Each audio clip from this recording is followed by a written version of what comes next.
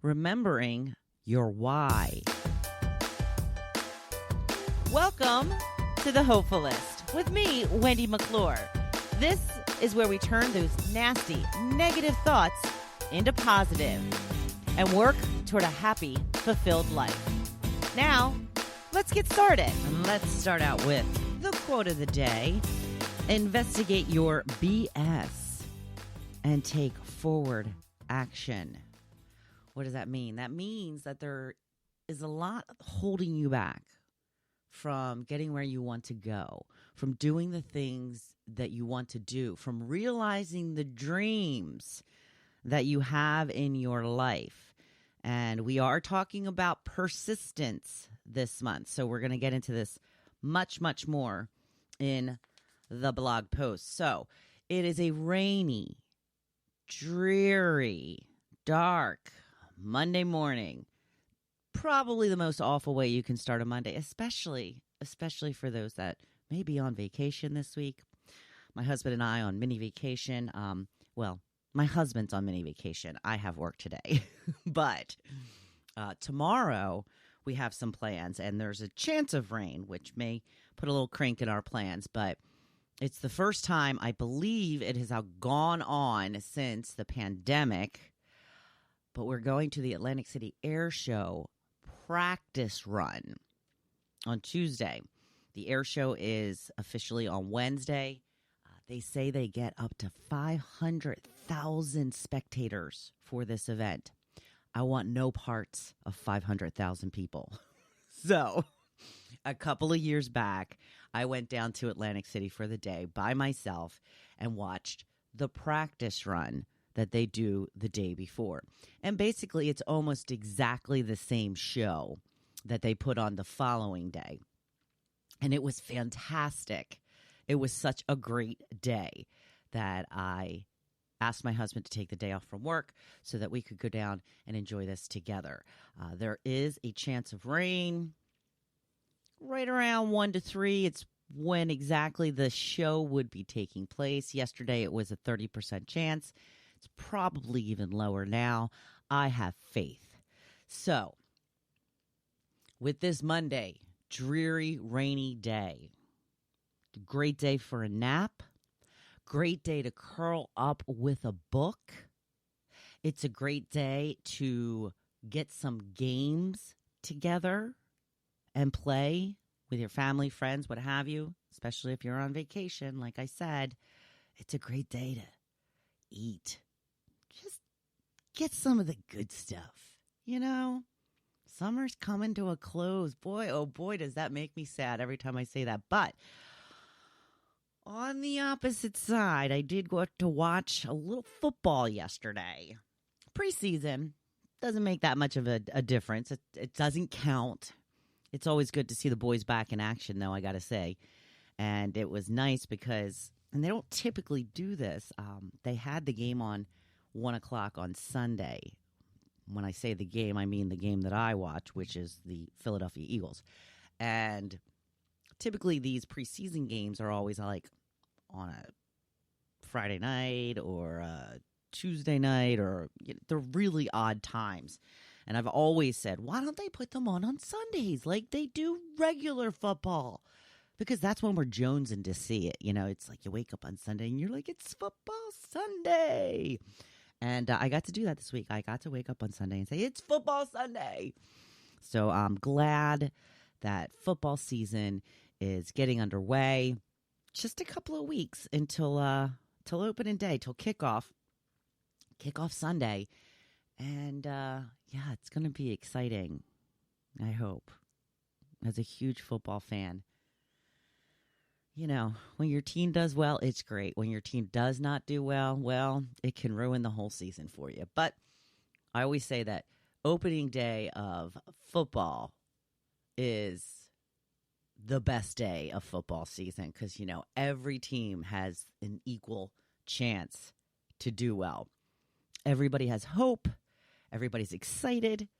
And then after that, everything starts to go downhill for, you know, certain teams. And other teams sometimes do better than expected. But, you know, here we are. So it's a rainy Monday. It makes me feel like crawling back into bed. I can't because, like I said, my husband's on mini vacation. I have to work today. I also have to take my car in. I have not had air conditioning for the last couple of months. Hasn't really affected me that much because I typically only use my car early in the morning. And then I actually had a pickleball tournament over the weekend. It was my first one. Very, very good experience. I did pretty well. I have to say that. I was in 2 days of the tournament. The first day was women's doubles, which I had my partner with me, my partner Sue, and we did pretty well. We went all the way to the bronze medal round, but lost. So we had a chance at the bronze medal. The next day with mixed doubles, I had my partner Brian, and we didn't do as well. We didn't even make it to the bronze medal round, but we won a couple. So they say, and I don't know if you care about this, but they say that if you are around the middle of the pack in your skill level, that's probably the skill level. You picked the right skill level. So I probably am playing in the right place. I'm supposed to get an actual skill level, a rating after this tournament took place. I don't know when or how I'm going to get that, but that's pretty exciting for a pickleballer. And if you're not a pickleballer, I'm sorry I'm boring you yet again with pickleball talk. But, you've come to expect that when it comes to this podcast, I think, at this point. But, it was a really good weekend and getting a little work done today and then have the day off tomorrow. So it's going to be good. You've got to make the most of the rest of summer. What is it that you haven't done yet that you typically do or hoping to do, always do? Is it getting to the amusement park? Is it hitting the beach for a day or two? Is it the yearly vacation? What have you not done yet? And what are you going to do about making plans to get it done? Because time is running out. It's August 22nd, if you can believe it. This summer has just flown by. I've even tried. I've done this in the past, and it's worked. I've just savored. I've sat outside, just, taken everything in, savored the moments, and that's kind of helped me appreciate the moments more and made it feel like it was more, I don't know, a lot, not longer, but the fact that I savored them felt like I got the most out of them. That was quite a while ago, though. I've been trying to do that again. I think that time just goes faster as you get older. I don't like that. I don't like it. Can't change it. So on to the topic of the day. We have been talking about persistence this month. It can be really tough to make changes and then stick to them. That's the really hard part. There is so much comfort in just doing things the way we've always done. It's easy. It's normal. It's not stressful. That's why so many of us give up on our goals and just go back to the status quo. Now, as I was talking about last week with my lack of action when it comes to the business plan of the Hopefulist, for the last 3 years, I've done this podcast, I've written the blogs, I've done countless social media posts, and all of that is great. It's inspirational, it promotes positivity, it gives you as a viewer a little burst of inspiration and motivation. I'm hoping that's what it does at least, but it takes more than that to make real change in your life. It's like when you read those personal development books, but you don't actually do what they ask you to do. You answer all the questions, you do the journaling and the exercise they ask of you. How many of you actually do all of that? I didn't for years. I just read the book. And the book would give me momentary motivation, but it didn't last. Why? Because I didn't do the work. And honestly, like I said, that is what most people do. Are you guilty of it? It's okay. It's even normal. But it won't get you where you want to go. it won't cause lasting change in your life. I feel my purpose at this point is to help others discover the things that made a difference in my life. I want to help others do the same so they can live their lives to the fullest. I want people to wake up with excitement for the day instead of dread. I've been in both scenarios, and let me tell you, excitement is a better way to wake up. But in order to help people discover the difference and what it takes, I need to help people on a more personal level. I have to come up with the programs that I've been thinking about for years and finally get them out to you. I know what made the difference for me, and I think it will work for you too. So what's the problem? Well, I've got a million ideas on what to do next. I'm constantly brainstorming, coming up with new plans, but I never pick one and follow through. I'm stuck in what's called analysis paralysis, and I need to break out of it. It's time to make a decision and just follow through with a program. And even if it turns out to be the wrong program, then I can put that in the didn't work list, and I will have eliminated something that isn't beneficial for my business. That's why I say you have to just make a decision. Whether it's right or wrong, you still get information, even if it turns out not to be what you hope it would be. But what it comes down to, the true thing that keeps me going is what will keep you going, is your why. Now, my why, the reason I continue to do this after 3 years of minimal success, and I have told you guys all this time that I will never give up on this dream. And I never will. I just have to get more tactical about it. I must try more things to see if they work or if they don't.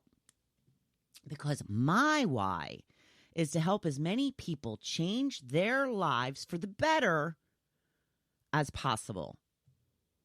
I'm the hopefulist, and that means I'm hopeful that life can be great. It can be better than it is right now. So what have you been trying to do? What is your why for doing it? When you start to feel like you're stuck and not getting anywhere, you have to remember this why and let it propel you to keep going. That's why it's so important to have a why. Why do you want to lose weight? Is it because you want to live longer and have more energy to play with the grandkids? Is it because you want to look good in your bathing suit? Is it because you want to look fantastic at your daughter's wedding? Because, the why doesn't really matter. It has to have importance to you. It doesn't have to be life-changing in any way. It could be something simple, but you need a why and a plan on how you will get to that goal and a date. You need a date for achieving that goal, because if there isn't a timeline attached, it's just a dream. It is not a goal. So what is it that you've been putting off? Why do you think you've been hesitating or not making it the priority that you would like it to be? And that goes back to the quote. Examine the reasons you think you are holding back. It's what we were talking about with the quote of the day, right? Investigate your BS and take forward action. Make a new plan or recommit to the old plan. But remember your why. It will motivate you to keep up the work you need to get done to get you where you are going. Because you will get there. I know you will. You are worth the work that it takes. So embrace the struggle and get that shit done. And keep the faith. Will always, always be worth it. If you like today's episode, please share it with your friends and please leave me a review. Listen, all you have to do is go to the title page of this podcast on the platform you listen and leave me a star rating. 5 stars, please. And a quick review. You don't even have to do the review, but please leave me a rating. But you could also do a quick review of what you think of the podcast, what it does for you, how it makes you feel. And this would really mean a lot to me if you could just take a moment to do that. So thank you, thank you, thank you. Much, much more is coming as I am finally starting to turn a million ideas into actionable plans. Big things are coming. So stay tuned and never, ever give up on yourself. You deserve every single thing you desire, and you can achieve it. You just have to do the work, and I know that you can. Now, go on out there and be badass this week. You know I'm always here, cheering you on. Thank you for listening to The Hopefulist. Now, don't you feel good? Make sure you come back next week. See you then.